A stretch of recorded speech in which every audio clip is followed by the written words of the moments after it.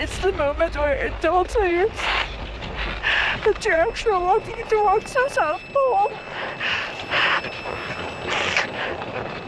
Oh, but it's so incredibly big.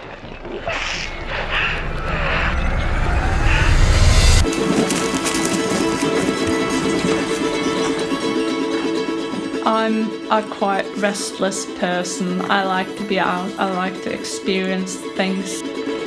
I like to kind of, feel a little bit of the struggle and overcome it and just like feel alive.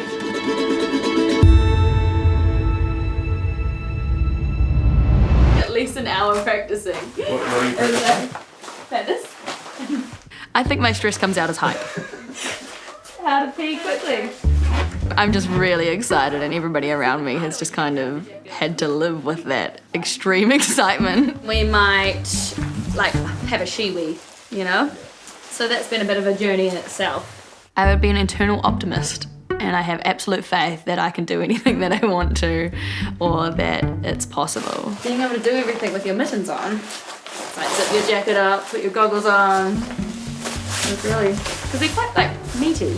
I'm not the kind of person that applies myself to just one thing at a time. I have this tendency to believe that I could do it all and do it all at the same time. I'm Mike Dawson, washed up kayaker. I don't know how to describe myself, to be honest. I spent most of my life being an athlete, competing for New Zealand around the globe. Since I retired a couple years after the Rio Olympics, kind of just been sort of finding out where I stand in the world and what's next for me, and just been an adventure from that moment onwards. There's this saying that Norwegians are born with skis on their feet. I think most Norwegians are quite proud of our polar history. Norwegian Roald Amundsen was the first to reach the South Pole. What fascinates me with Amundsen is he seems like a guy who had an incredible drive from a young age to go after what he wanted. I think the story goes something like his dad brought home an globus when he was a young kid, and both the poles were just empty. And he was like, what's there? And nobody knows. I was like, I'm going to go there. My first proper expedition was when I crossed Greenland in 2019. It was an epic trip. I was like, maybe I'll meet some girls my own age that likes to do the same, and we could become friends and do more expeditions after. And I ended up in a group with a bunch of males in their 50s. They were really, really great lads. But the goal about getting girlfriends my own age, that kind of failed. I was your average overachieving student at high school. I went to university because that's what you were meant to do, and I started studying engineering, and I had this kind of crisis moment of realising that I hated being in class, I wanted to go travel the world, and I wanted to do things, and I wanted to work with people. So I dropped out, which was a pretty terrifying experience. That's probably where I kind of transitioned from that normal societal expectation into doing things that I wanted to do. I feel like I'm running a million miles an hour all the time because I want to fit it all in as fast as I can and make the most of this great experience of life. The things that I've done before are great adventures and great events, but they're so small scale compared to 2 months in the remotest place of the world. I've been following the Antarctic Heritage Trust since Waterhouse and Brando did the Greenland crossing.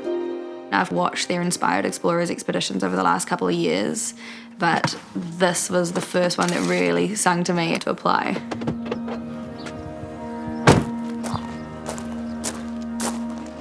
I'm hoping to find a little bit of stillness in it, to be honest. I think I'm always chasing and I'm always pursuing new things, and I think that 50 days of simple living and survival and the vast openness of Antarctica will bring me a little bit of slowing down, maybe.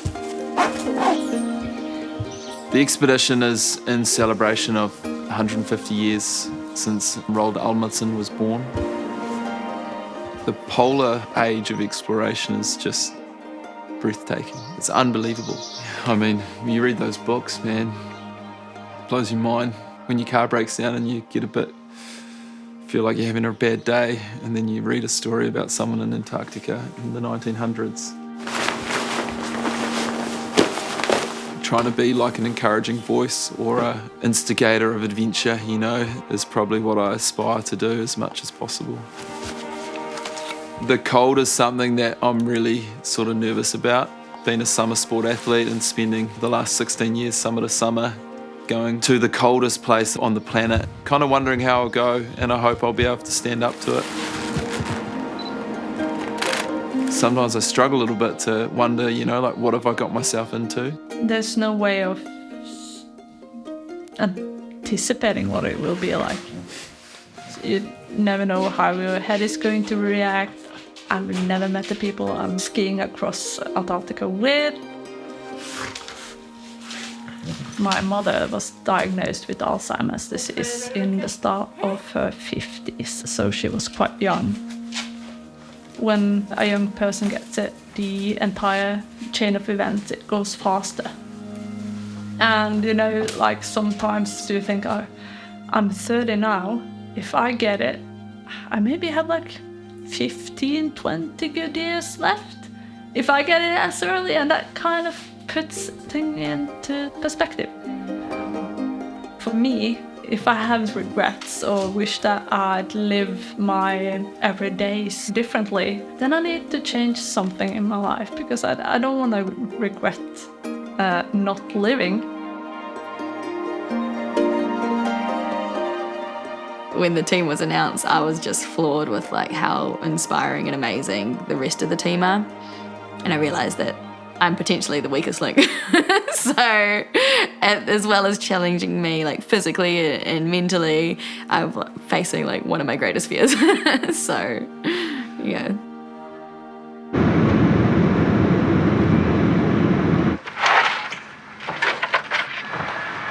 Pretty excited, I think. It's going to be cool to finally meet in person after spending so much time talking on Zoom. I think it'll be cool to finally have the team all together. Hello. How are you? So nice to see you guys. Hi. We're killing 4 hours of waiting here at the airport before we head off to Punta Arenas, which is the final destination for today, and then the packing starts. Just got all our kits show up from Norway. You can see there is a lot of things. It's our skis.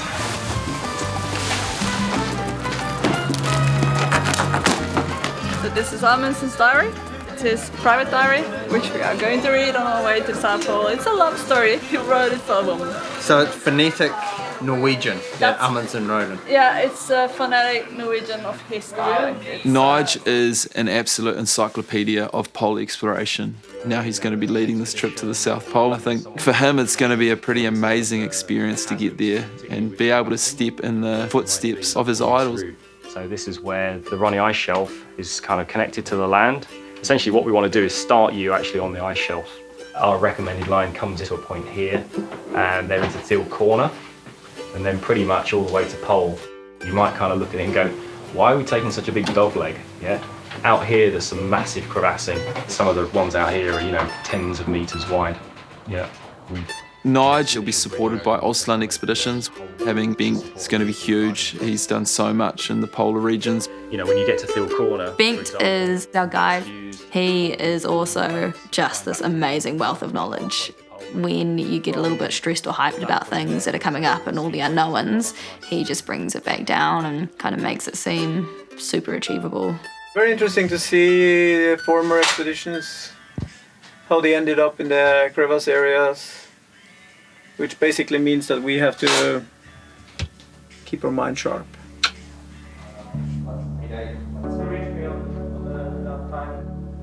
The camp is your next. Then they'll take you in the camp on a van. My mom had a stroke 1.5 weeks before I was supposed to fly to Chile. I had actually no idea what to do. like, I'd had numerous conversations with the doctors. And you know, like usually they try to give you an estimate. But they were like, in this case, it might be a month, it might be 6 months. We have no idea. From my grandma to my uncles to my sister. They were telling me, you're not staying home, you're going. No questions asked. My uncle told me, like, you're going to Antarctica and you're going to bring a photo of your mom. So you bring her with you. So that's, it's the worst decision I've ever had to make. Everything we have, which is quite a lot, is like bags and boxes and like sleeping bag, and this is the rest of the sleeping bag. Everything needs to go into this somewhat tiny little thing. I'm like, how many pairs of undies do we take? 2.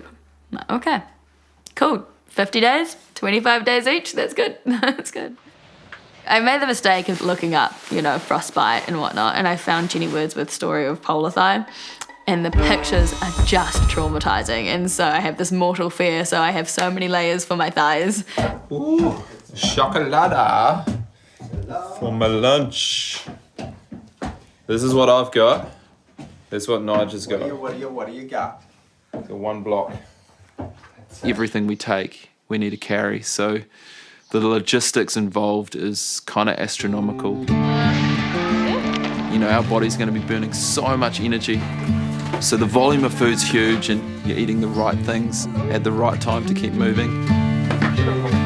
Got 250 breakfast ordered, and now we're finally going through all the dehy. It's pretty intimidating trying to figure out what you want to eat for the next 60 days because that's all we've got to eat. We're also translating from Norwegian, which is fun. Do you want some chili con carne? No. Too spicy for me. Who was it? Starts to make you realise how far you're going to go because there's a lot of food here. That was awesome. I'm destroying the skis, eh?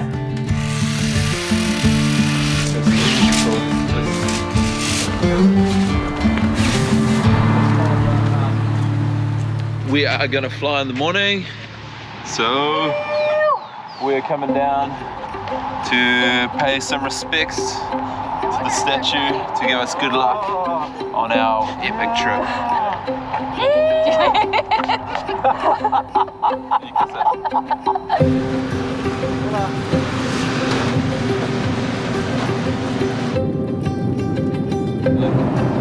I'm so psyched. My heart rate just peaked up to 97. Dear passengers, Mr. Captain, we'll be landing at Junior Glacier in approximately 40 minutes, and the temperature minus 23, and it's lightly cloudy.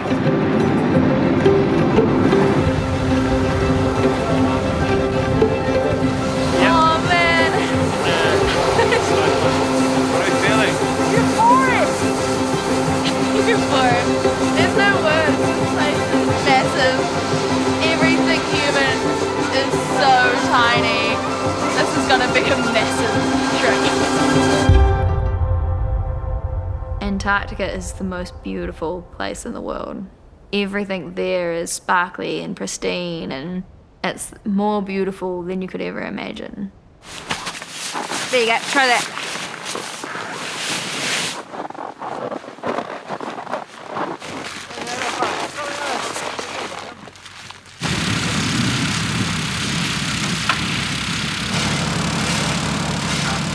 We just got to know that the flight is approximately 1.5 hours. For some reason, I've always just imagined it like a 20-minute flight because, you know, on the map it looks like this. But it does say something about the scale out here.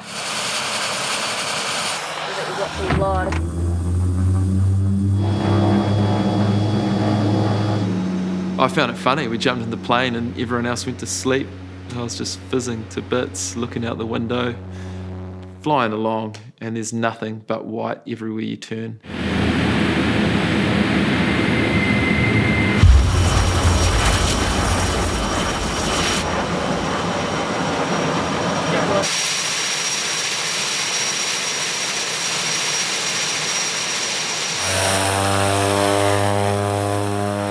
sudden the plane's roaring off and up into the sky, and that's the last people that we're going to see for a while. And as the plane disappeared over the horizon and the engine buzz disappeared, it was just kind of this heavy silence. And there was nothing but white around us. And you just realize, you're like, whoa, we've got a long way ahead of us.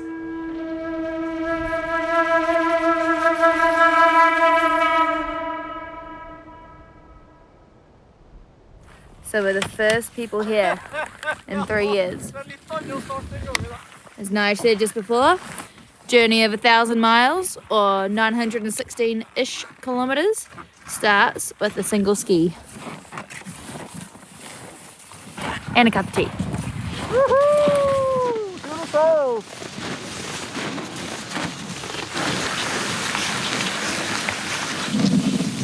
Are we there yet?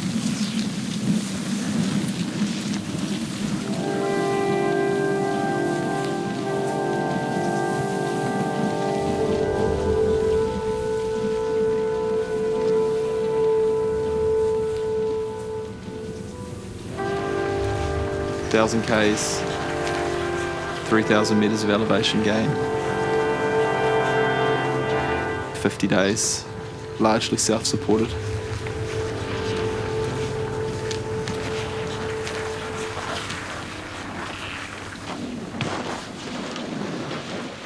We're stepping off the ice shelf and onto the continent. 3 hours later and we're finally at the start line. How good.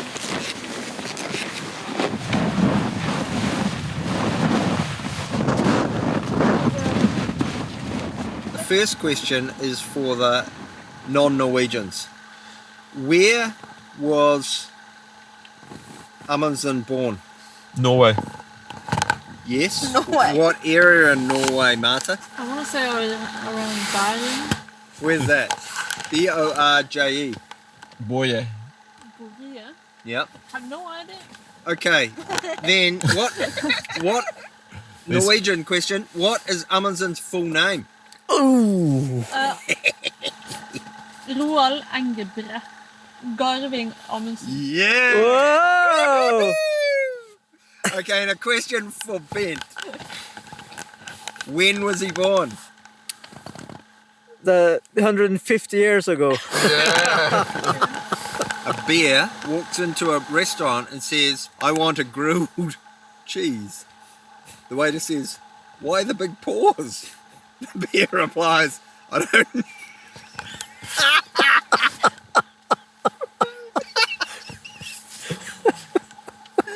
Hold on, I'll do it again. It's so good. It's so good. A bear...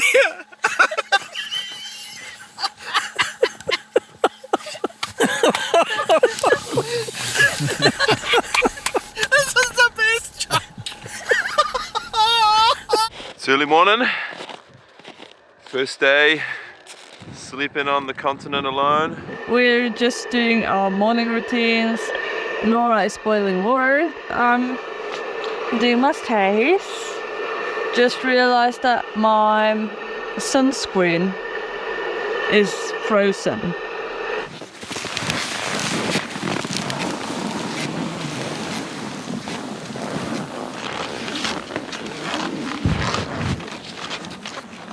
What's the plan, Bink? I haven't decided yet, but I think it's skiing to the south.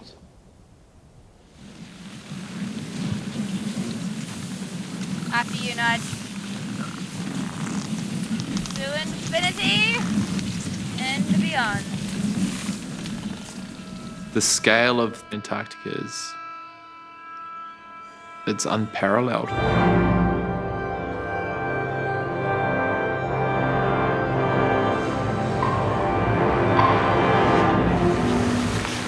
You're walking on this structure of ice that's slowly moving 10 meters a year across the continent. When I draw parallels to power and the force of a tiny little stream, and you start to extrapolate that out into the terms of Antarctica, it's fascinating to think of the power of that place. You do get a sheer scale of what bad climate change may look like for the world. You know, if more people can see that place and just understand what a pristine Earth looks like, perhaps that can motivate us to do more, to protect more, to try and be the change makers for the future. We're at the end of day 2. It's been amazing. We've had a big day. Just set up camp in this magical spot in the middle of nowhere. Okay, 82. Degrees south, Yep. 26.992. So the elevation is 187 meters. I felt like we were going up. Yesterday was 160. 20 minutes. No wonder I felt it all day. You feel that? 5 hours. Felt like it was uphill.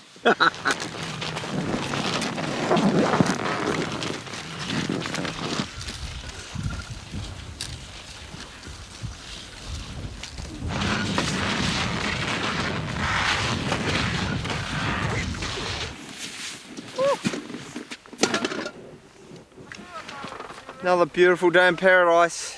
It's day 5.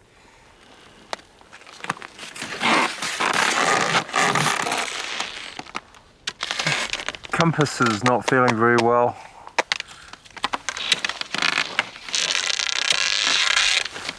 How will we navigate now? Oh, we have another compass.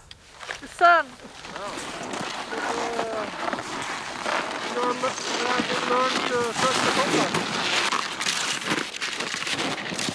I think one of the amazing things about Antarctica is that actually there's not much to hear. You know, the wind doesn't make that much noise because there's nothing for it to hit. Skiing was quite noisy, the kind of crunch of the skis and this constant background rhythm. You just became absorbed in your own little world completely. One of my biggest reservations before this trip was how I'd react to having nothing all day, and I didn't realise, like, you don't even talk when you're skiing, you're just in a line. I listened to some music, some podcasts for about a couple days, and then I just stopped and just started enjoying where I was. You know, you have 8, 9, 10 hours a day, 12 hours a day where you're just thinking, and you're either in that flow state where it's just going by fast, or you're thinking about experiences in your life or things you want to do or where you want to go. Your memory just gets so much better. You're just kind of slowly ending up in these places in your head because you have all the time in the world.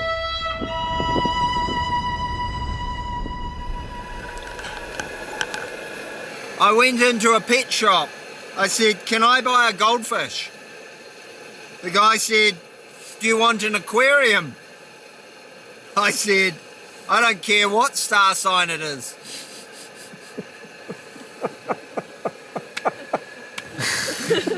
How good is that? Good morning. Good morning! What's happening? We're tearing down camp to continue walk towards the South Pole. And what's today? Are you thinking about my birthday? I'm getting old, man. That's what's happening. What are you doing on your birthday right now? Tearing down the toilet tent. It is Martha's birthday today! Happy birthday to you! Happy birthday to you! Kidding me. Look at that! The lizard! John Lizard! When all of you were at the checkout, when we bought our lunches, I snuck off and found a cake. Unbelievable. It's incredible. Oh, is it? It's a New Zealand necklace. It's like phone number. That is so cool. We also got unicorn stickers on your skis. You really know me by now. This is so sweet. Happy birthday. If I'm falling behind on this leg, it's because I'm taking a dump. When you're in such serene environment, and surroundings for such a long time. You get to not only declutter your brain, like you get to finish your train of thoughts and everything. You kind of realize how much like unnecessary clutter you surround yourself with in society, and how much in everyday life that takes away from the things that are truly important.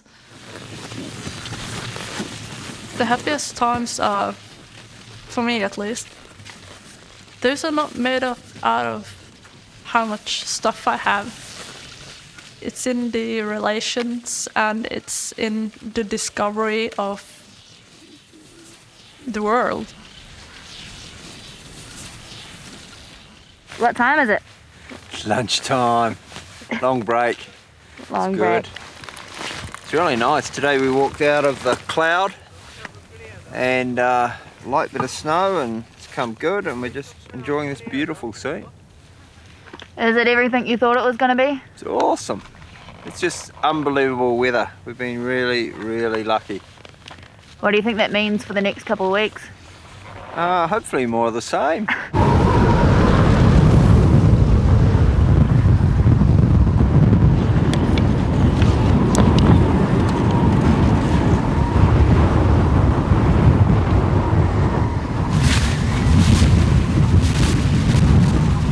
I found today pretty tough.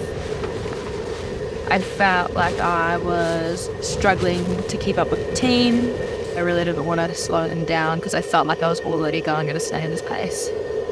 Kind of came to, and I ended up crying a little bit, frozen tears and steaming up my goggles.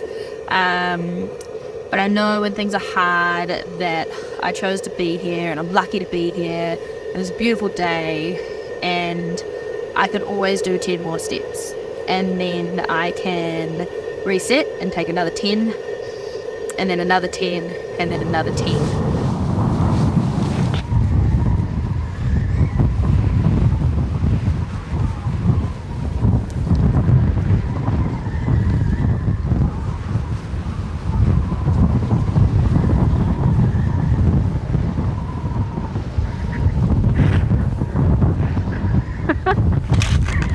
Feel like being on the front of the train. In the start, I found it really stressful, but now I'm starting to relax a little bit and not be too afraid to make mistakes. But yeah, it's definitely a responsibility. Sastrugi is kind of like frozen waves in the snow, and they're hard like concrete. Skiing through Sastrugi that's an experience. It can be fun, but it can also be quite vexing at times. Sastrugi were inconvenient, but they were also like strikingly beautiful and almost mesmerizing with the colors of the ice that you'd see. It's quite tough this morning. As the day get on, you just feel the sled. So we're all a bit tired, probably looking forward to putting our feet up and getting some food in before we do it all again tomorrow. What's a foot long in slippery? A snake. A snow snake. Your snow snake. What's a foot long in slippery? A slipper. It's quite good.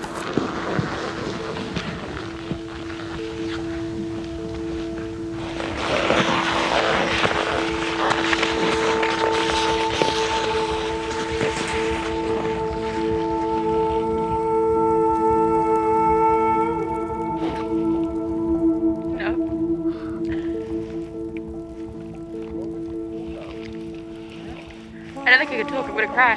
Oh. Take your goggles off then. No, I don't want to show it. No. Is it beautiful? It's probably the most beautiful snow I've ever seen. What's so beautiful about it? It's just perfect. Like every snowflake, it's kind of like skiing on the night sky. Like you're just like on a sea of stars. They glitter in the sun, and it's just You can't describe how pretty it is.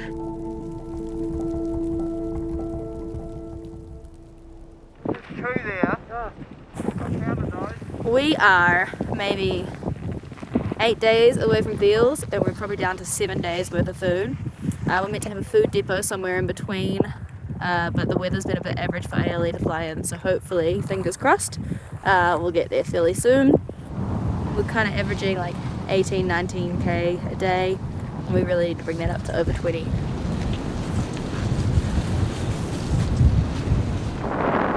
If we ask them to pack 15 days of food and drop it on us, it means we will have 3 days more of food as well. So if they have problems, I think that's the solution. I think that's a very good solution, actually.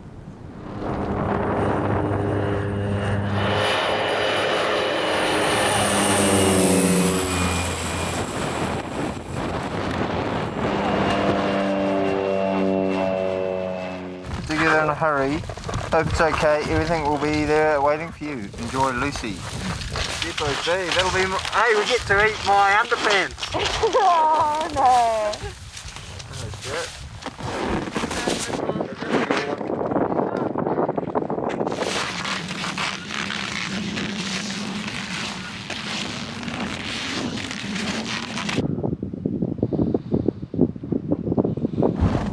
Oh my god, the mountains! There they are. That's so cool! A second ago I was just bluffing the team that I could see them on the horizon, and it turned out we actually could see them. So for those of you wondering, this is the trend. You get it? You just wear a balaclava for 10 hours. Today we did a new record, 21 kilometers.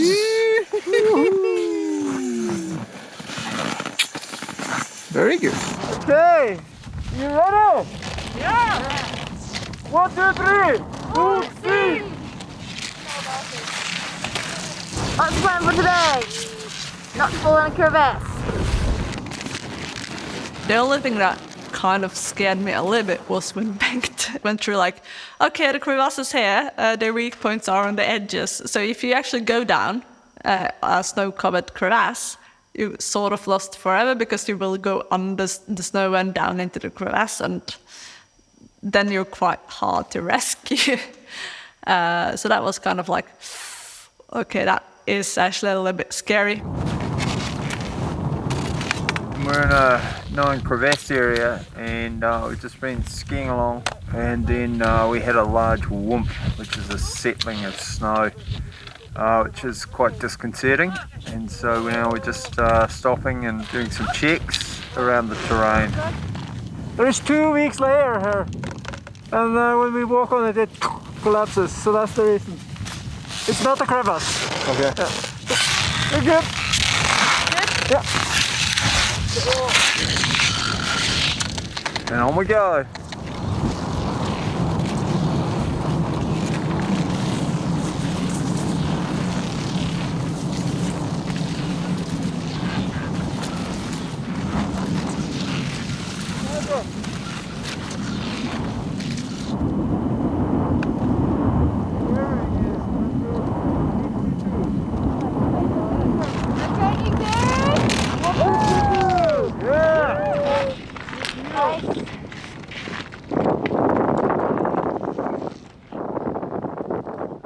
Today was pretty momentous. We turned and we're now on 152 degrees, which means that we're past the major crevasse fields that were on this side of the continent, and we are heading into Thiel's Corner, which is awesome.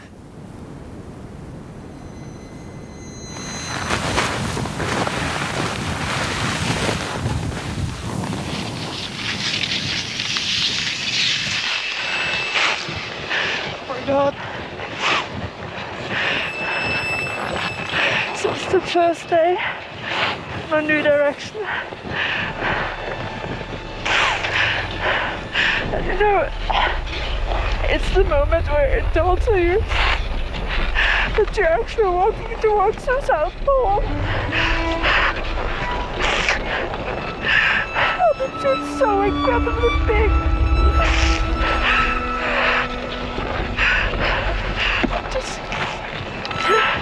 It was just like really overwhelming when it dawned on me.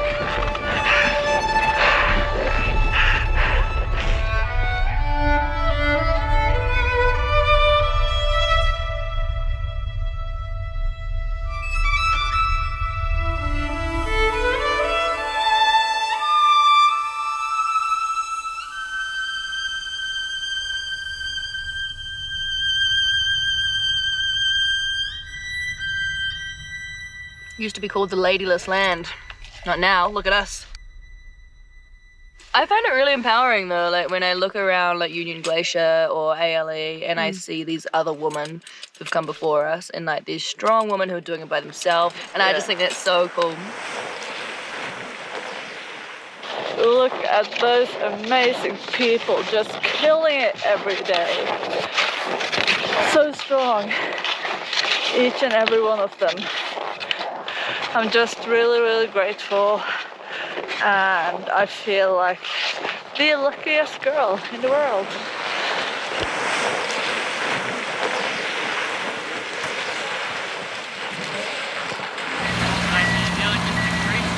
How's everybody doing? How's it going? Pretty good, how are you? Thank you. After 23 days, we've made it to Thiel's corner. It's just a fuel depot for the logistics guys. We'll resupply, and then another 550 k's to Pole, but it's a milestone to get this far. I'm really stoked to be here. Oh, here. Lots of food here.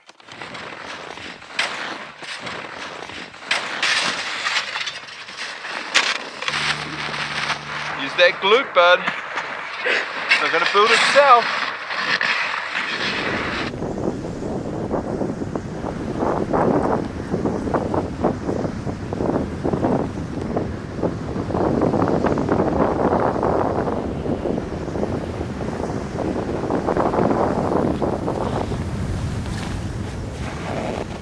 This morning we got some really sad news from Norway. Marta's mum is pretty unwell, so it's tough. We're a long way from home, and definitely makes you feel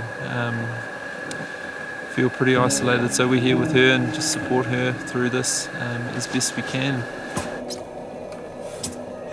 Yeah, I want to finish the expedition. That's the only real choice, I think. I got to speak with my sister. She was there with my entire family, and they told me that things were declining fast. Like the entire family had gathered. My mom had stopped eating, and she basically just slept. Regardless of what I'd do, I'd never make it in time. That was the first time I really felt isolated.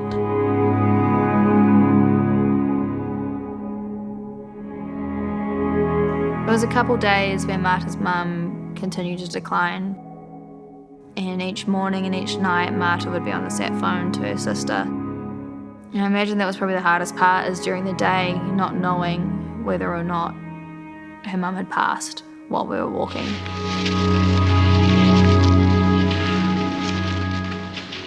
On the morning of the 13th of December, I started that day with the sense that that would be the day. And I heard it on my sister's voice the moment she picked up the phone. There's something when it's like, that message, now it's over, now it's definite.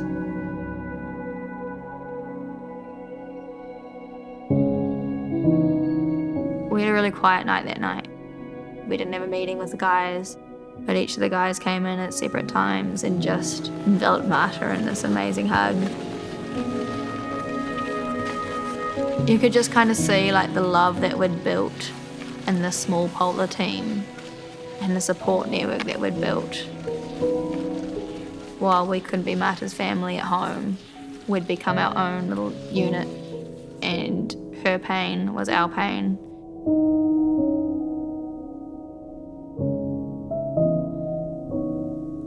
You never know what's going to happen in life.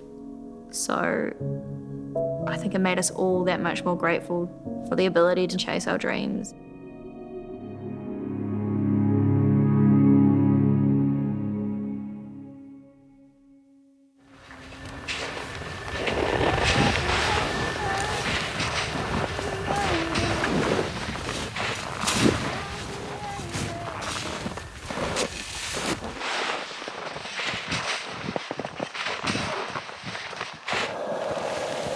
Almost 86 degrees, which means we are bang on halfway to the pole right now, pretty much, so exciting times. Yay!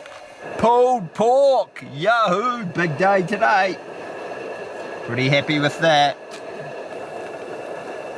Oh, smell the serenity. I think Nige has this pretty amazing determination to just keep putting one foot in front of the other. You know, some days he was hurting and you could see it was tough. And yeah, you never get a complaint. Just sit down, eat some food and get up and keep going. And for me, that was kind of a motivator for myself to keep going every day and keep moving. Jag vill kan dra för patchen kliva stad.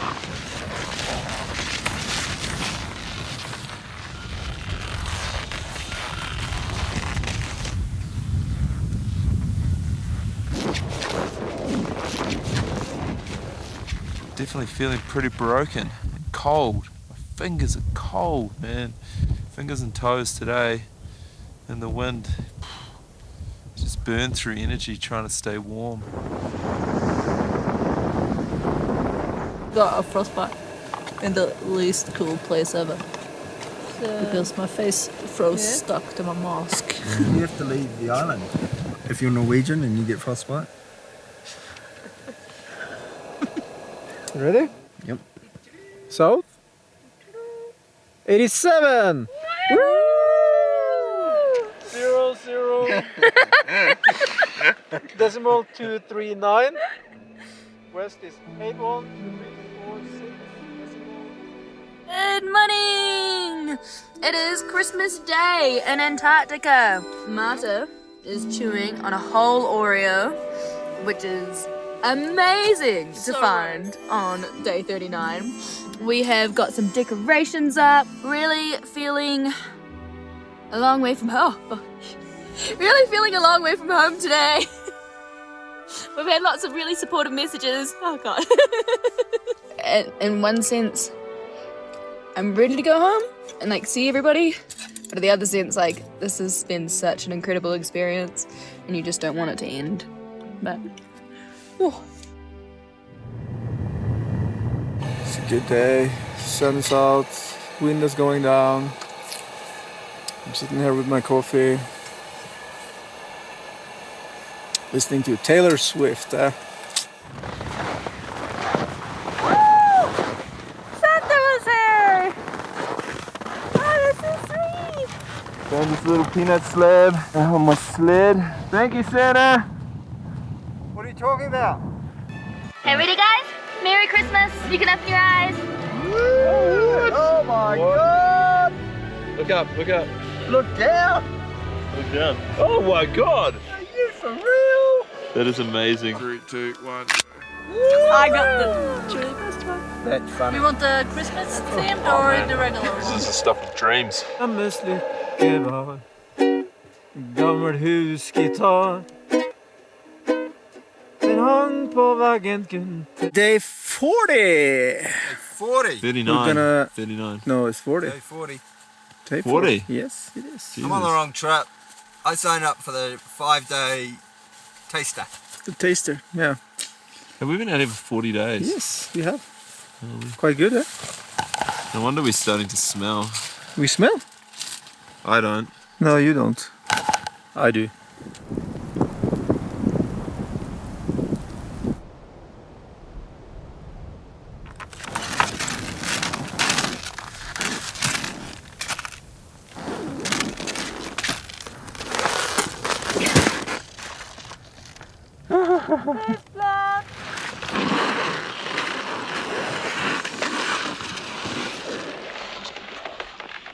officially on 88. Woohoo! Nice. Made it. Nice work.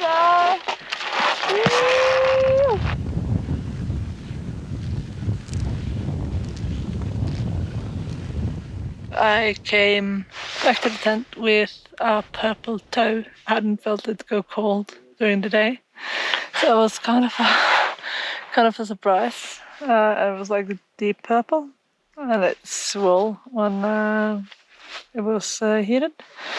So now my life is heat warmers. I've got 4 on my right side, the biggest one about the size of a quarter, and then 3 on the other side, all about little fingernail size. And like the main risk that I'm looking for in these is like the escalation to infection, or just the opening, or the infection from the opening. So just keep going with the cream. If it blisters or breaks, then start put the Hexaflex on. But they would probably just keep going around it. Why do they keep going? It's already cold and damaged tissues, and they'll just, until we remove ourselves from the cold environment, it'll just stay cold. What are they? So they're polar thighs. Well, polar bites. It's polar thighs. So it's like patches of your skin which are affected by the cold. I think if we get minus 28, we take the rest day. Because if we get minus 28, then it starts to get dangerous again, you know, with frostbites and stuff like that. What do you think, Mata? I'm a happy fish. I do support the temperature thing, especially with like pants and also the snow conditions. Cooling stuff for sub 30s. It's harder. Yeah. It's slow. I think the coldest day we had with wind was like minus 47 degrees. To give you an idea of the temperature in the camera, the LCD screens were freezing. The GoPro battery life was 1 or 2 seconds.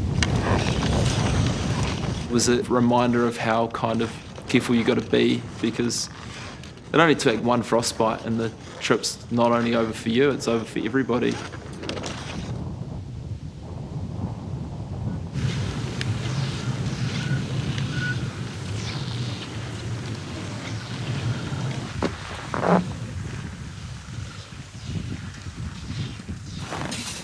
I reckon that's going to be like one of the greatest luxuries of going home, is sitting on a chair and being able to like sit up properly. Yeah, And like on a normal chair. You start to feel it in your back when you've been like a hunchback for 42 days. Getting old. You kind of start to feel it. Yesterday we got depot 2. It meant that we got a lot more snacks and our final amount of food for the rest of the journey. And it's pretty cool seeing how much we have left and realizing like that's how little of the journey we have to go.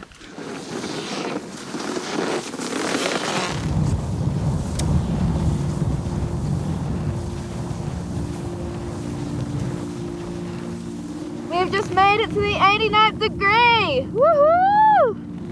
1 degree to go. And we've been treated, we just kind of walked out of the clouds and there's this beautiful sun dogs and it's sunny and we're the luckiest people on earth. This is amazing. It's so freaking cool.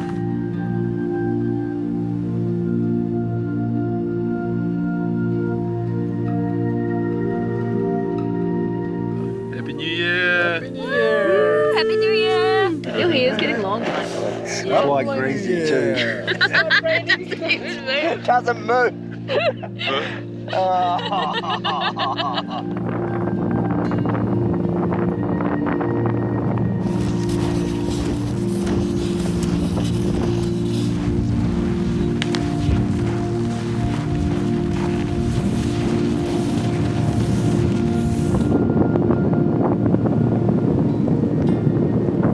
It's dry, but it's wet up here over the plateau. Like, it's hard to breathe, and I've got like a really chesty cough from it. Some of the other team is suffering from frostbites, and we just got to stay really vigilant to make sure that we can get there to the pole, you know.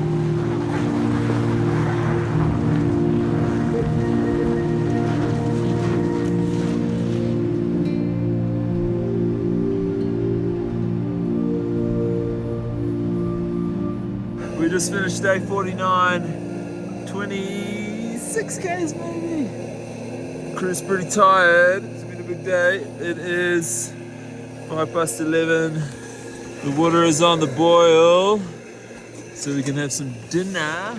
But we're probably not going to be eating till midnight, and then we're going to get up at 6. So tomorrow's going to be another big day.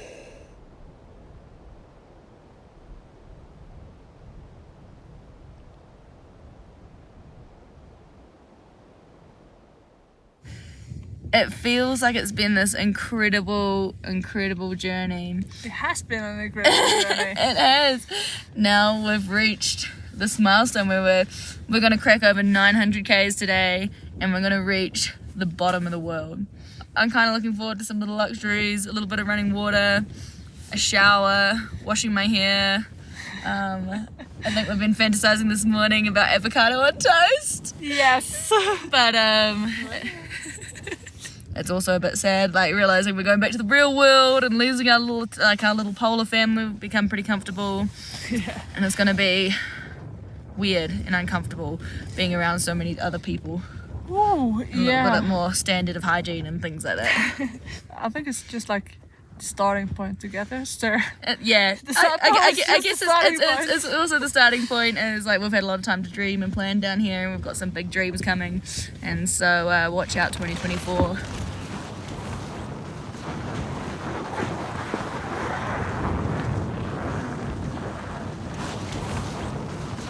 We had maybe 1.5 days of skiing left. Since it was so close, it was just walking till we were there.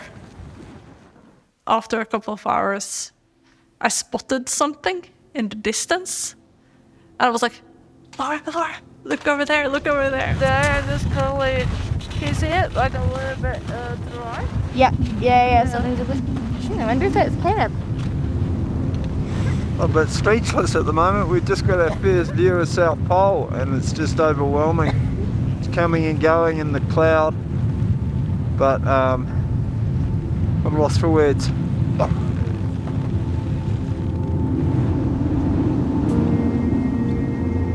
On the most beautiful of evenings, it's 8:30 p.m. We're all exhausted. You can see over there first glimpses of the station. Woo! What a day.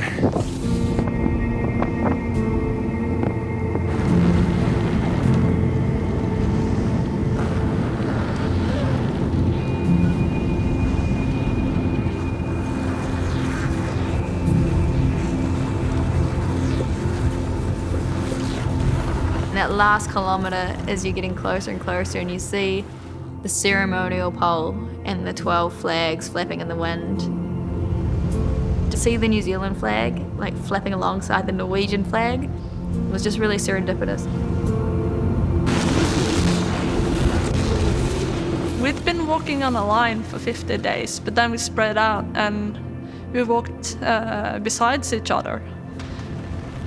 Nobody spoke a word. I think it was just such a powerful experience for all of us.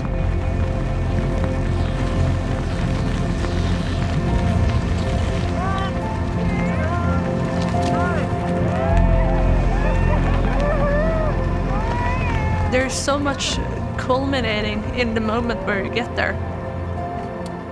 I think words come too short to describe it. Like,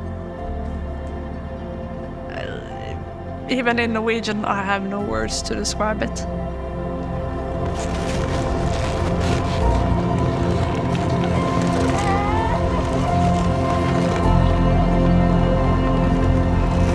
Bloody hell, Mike, touch that ball,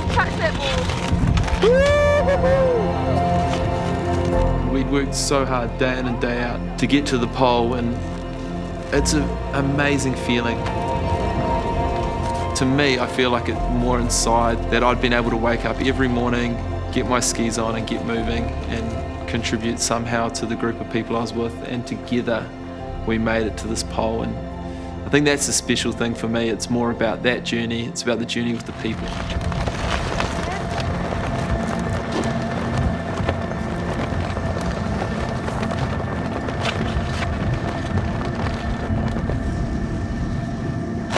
there's so much history. Amundsen, Scott, Hillary, and this next generation. What a privilege to be part of this. It's just a lifelong dream, and to do it with such awesome people, it's off the charts. And here we are. It's incredible.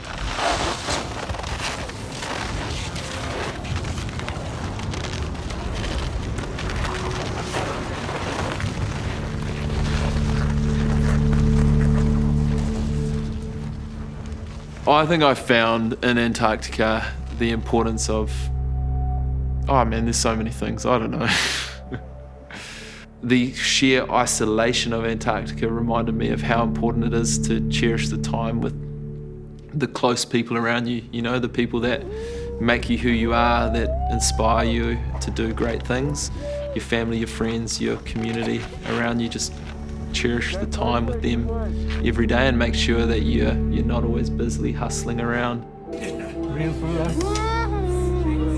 I think one of the things I'll try to take with me is I just need to like do stuff and not sit on the fence or be afraid. I think a lot of us get caught in that feeling that we don't feel that we have the right amount of knowledge to go discover new places and go on the adventures we want. But then again, like, Amundsen had no, like, they didn't even have a map. So I don't really find that a good excuse anymore. It just shows that as long as you want something, you can actually achieve it, and worst case scenario is that you learn a lot from it, and I think that's empowering.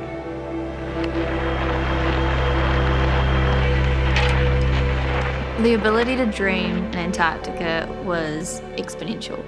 Like, your opportunities were as broad as the horizons around you. And coming home, I realized that the only limitation that I had was the ones that were in my head. And it may take a little bit more work, but it's definitely possible to work towards the next big, ambitious, scary dreams that I want to do. About to run around the world. Woo-hoo! In terms of the realisation of actually skiing to the pole, I still don't even think I've realised that we've skied to the pole now.